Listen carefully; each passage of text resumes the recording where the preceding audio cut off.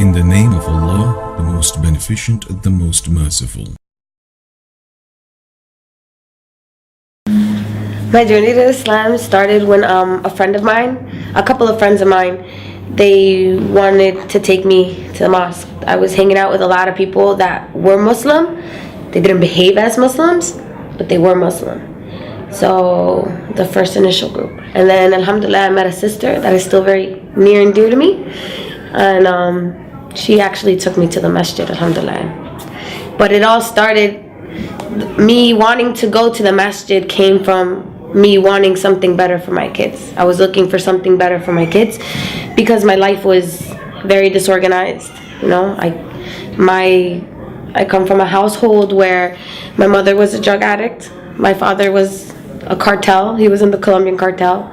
He got 30 years in jail. My mother died from a heroin overdose. So my lifestyle was very similar to them, and I was going down that path. And I didn't want to leave my kids the way my mother left us. So the more I reflected on that, that kind of pushed me to look for something, like, you know, for something. And when I was hanging out with them, they told me that being Muslim was about just believing in one God. And that was appeasing to me.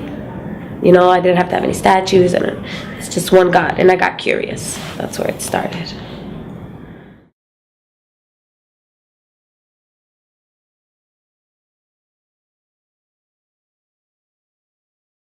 The rest of my family did not react in a positive way to me being Muslim. It wasn't so much me saying La ilaha illallah that bothered them, because they're not Catholic to the sense where they're constantly in the church, or, you know, they just go to church when it's the palms or the ashes. But it was my attire that disturbed them, and the things that I changed. I no longer was Natalie that came in with the coronas and was like, hey, party over here, you know. I was now Natalie who was like, assalamu alaikum, how are you? And they're like, they didn't understand when I didn't want to go to a barbecue because they had pork. They didn't understand when I didn't want to go because they were drinking. They didn't understand that I didn't celebrate birthdays and that I wasn't going to celebrate a birthday. So, and they didn't understand how a person that was so fond of her 6-inch heels and her little dresses and her hair, I'm talking about extensions, eyelashes, nails, everything. They didn't understand how a person like that can turn into this. So they didn't recognize. One Christmas I went to visit them and they literally slammed the door in my face. They didn't recognize who I was. My cousin looked at me and was like, what the heck? So they didn't have a good reaction at first, but alhamdulillah, with time they, you know, they came to accept it. It's just something you have to push through. You have to push through it, and eventually if you hold on to it hard enough, they'll accept it. You know, I compared my dress attire to that of the Virgin Mary. I'm like, how do you pray to her and it's okay for her to dress like that? This is supposed to be the person that you think is the greatest woman on earth, you know, and you don't want me to dress like her. And that kind of shut them up. And then after reflecting, I guess, for a while, they realized, they're like, well, you know what, if this means you're not leaving the house drunk, and they're not calling us to tell us you drove yourself into a tree, or that you're high or whatever, then we like you like this. So they don't like it. So one of my sisters doesn't speak to me to this day, but alhamdulillah, they accept it.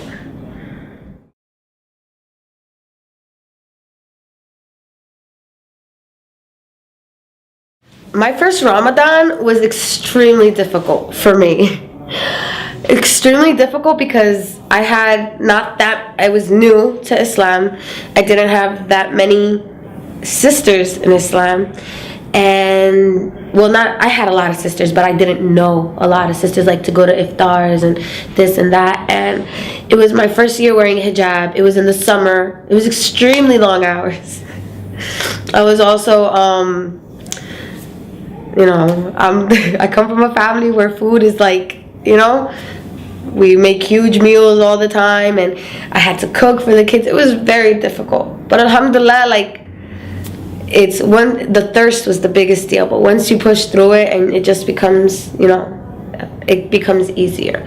But the good thing is that the satisfaction you get when you do break your fast, of knowing that you accomplished it, and, you know, being there. What helped me was when I started to get with the sisters, you know, surround myself with these sisters, and like the bond you create with these sisters, that helped a lot too. calling each other, how are you doing? How's it going? I'm thirsty.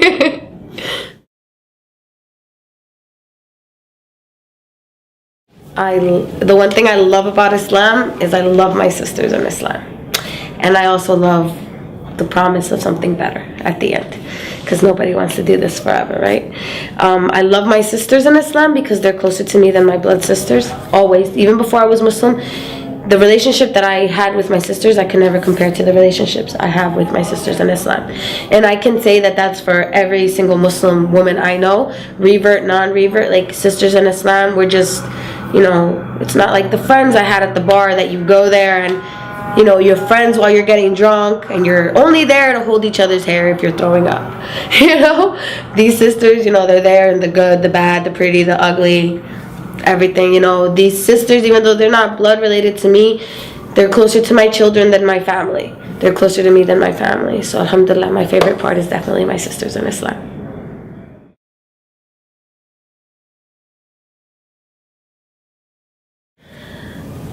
One piece of advice I'd give Latinas is